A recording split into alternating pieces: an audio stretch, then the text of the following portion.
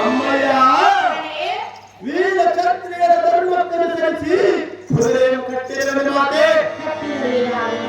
ಅಮ್ಮಯ್ಯ ಕಾಳಗ ಬೇಕವೆಂದು ಹಳ್ಳಿಗಳಿಗೆ ಹೇಳಿದೆಯಲ್ಲ ಬೆಳಗ್ಗೆ ಕೈಲಾಗದವರೆಂದು ತಿಳಿದುಕೊಂಡಿಯಾ ಹೇಗೆ ಅಮ್ಮಯ್ಯ ಹಿಂದಿರುಗಿದ ಮಾತಿನಂತೆ ಕಟ್ಟಿದ ಕುದುರೆಯನ್ನು ಬಿಟ್ಟರೆ ದಿಟ್ಟರಾದವರು ಇವರೆಂತ ಕೈಲಾಗದ ನಮ್ಮನ್ನು ಮುಟ್ಟಿ ಯಾಚಿಸಬೇಡ ಇದನ್ನು ನೀನೇ ಯೋಚಿಸಿ ನೋಡು ತಾಯಿ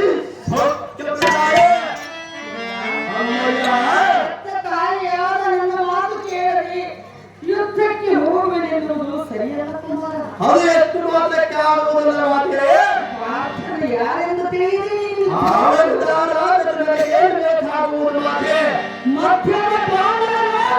ಜನಕನು ಆ ಜಾಗದಲ್ಲಿ ಏನು ಮಾಡಬಹುದು ಮಾತೆ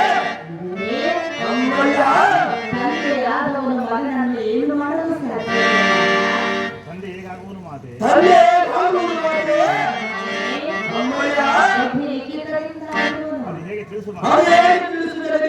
ತಾಯಿ ಮಾತನ್ನು